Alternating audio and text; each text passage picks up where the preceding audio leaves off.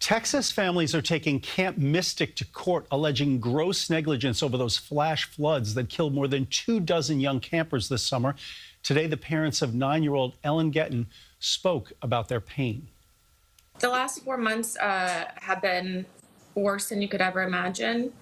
A parent's worst nightmare. The parents of 9-year-old Ellen Getten sharing their agony about losing a child in the floods of Camp Mystic. Ellen was amazing. She was so excited to go to camp with her big sister.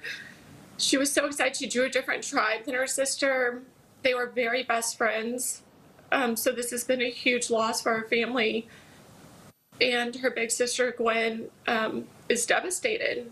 You know, she never wanted to be an only child. They're among 7 families suing Camp Mystic and its owners for what they describe as gross negligence. They allege that the deaths of 25 girls and 2 camp counselors were entirely preventable. The reality is this is a known floodplain.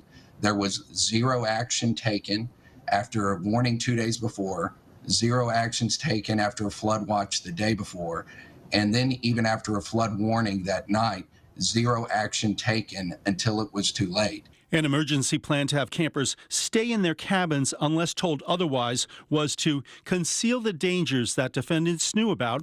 It also alleges the camp chose not to spend money on basic safety measures. And after the first flash flood warnings were issued, the suit says rather than turning to the cabins, they convened the grounds crew and started securing equipment.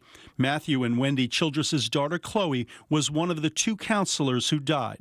And those 2 girls would have taken the 13 tiny children and their care up the hill and into safety. But because the rule was to stay in place, they stayed in place, and it cost all of those children and Chloe and Catherine their lives. In response to the lawsuits, legal counsel for Camp Mystic said, "We intend to demonstrate and prove that this sudden surge of floodwaters far exceeded any previous flood in the area by several magnitudes."